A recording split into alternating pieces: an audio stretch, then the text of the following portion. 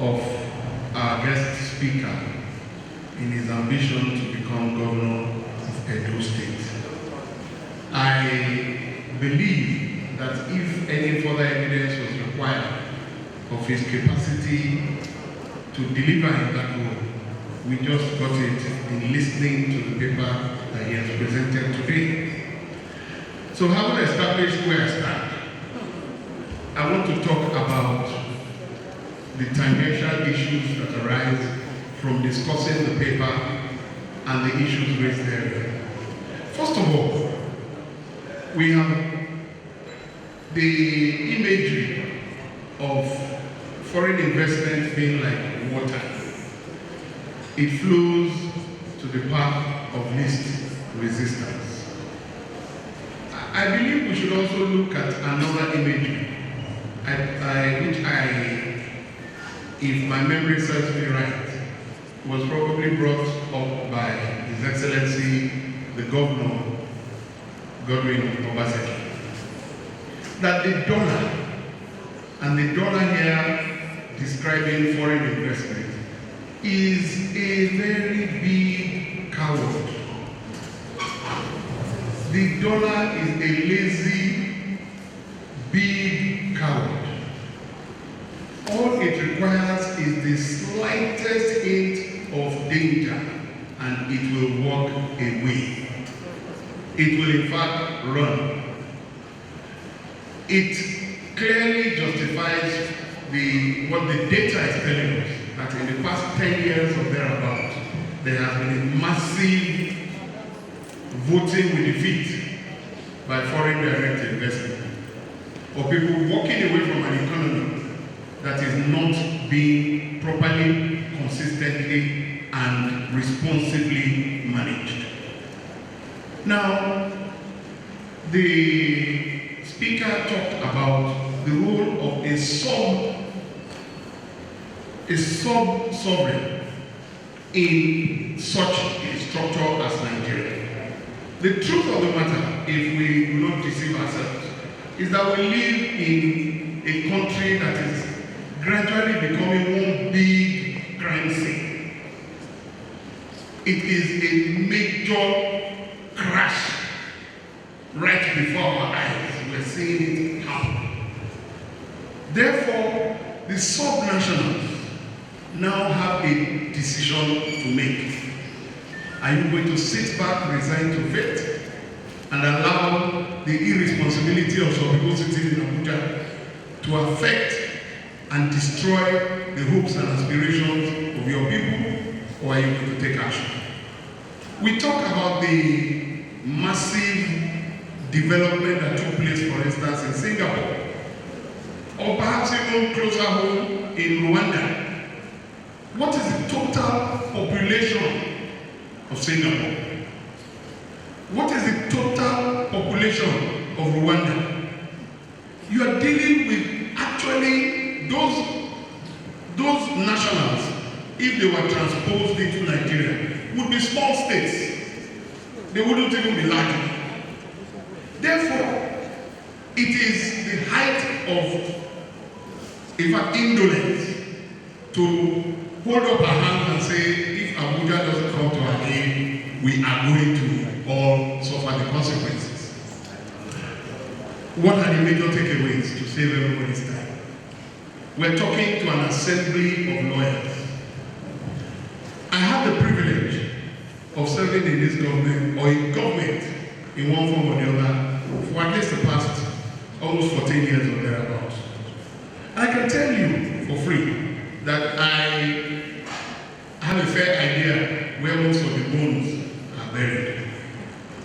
I can also tell you for free that we have put together, or we put together, my colleagues at the Ministry of Justice, very, very groundbreaking transactions that are today impacting on our people. The problem, however, was that the skill set was not available locally to handle those kind of transactions. I'll take your minds back because sometimes we have short memories. Osio, Azura,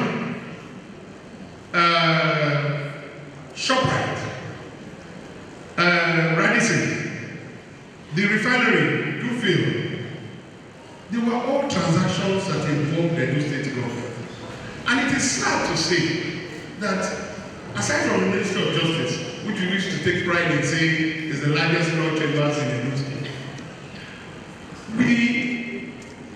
please don't crucify me for this. We do not have the local capacity to handle some of these transactions as professionals. We are all too busy going to court and collecting appearance fee. And we are not dealing with those areas that have made people like Dr.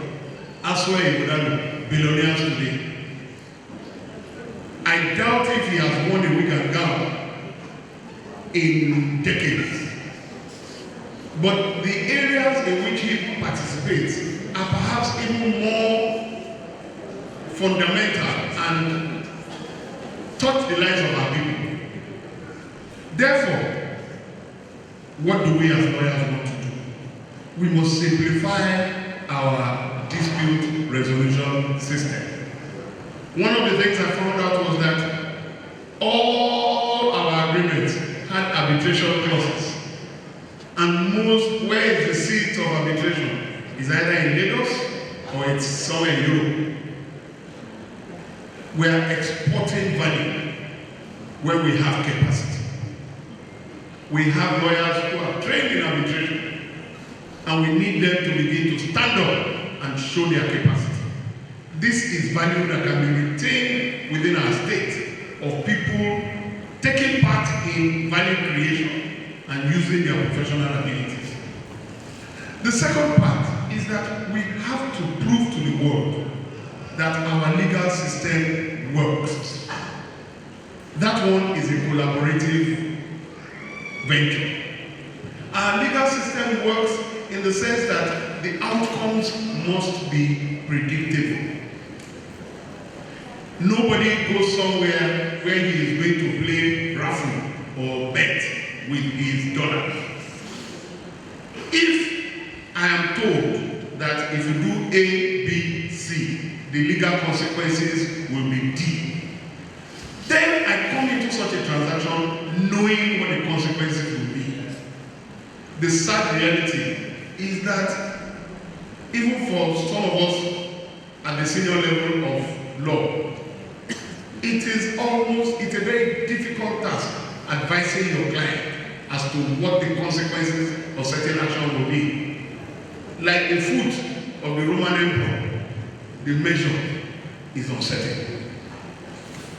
We have even the highest court in the land flip-flopping on a daily basis. I think one of the best examples I put to people was two judgments given one day to each other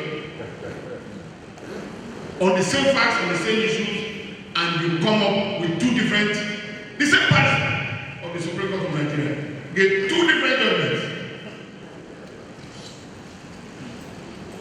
Gave one on Monday, gave the other one on Tuesday. Absolutely similar facts, different outcomes.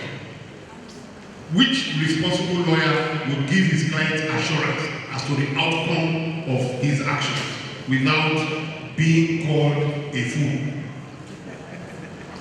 So there is a lot of work to do, and it is my hope that in rounding up, Dr. Iyamu might want to talk on some of these points in looking at how do we arrange our dispute resolution process in such a way that the person coming from outside knows that he is coming into a system where the acts and the consequences thereof are fairly predictable. For now, the sad reality is that they are not. Lastly, I want to go back to asking us as lawyers, are we going to be part of this train, or are we going to sit back and watch it? There's money to be made in going to court and collecting appearance fees.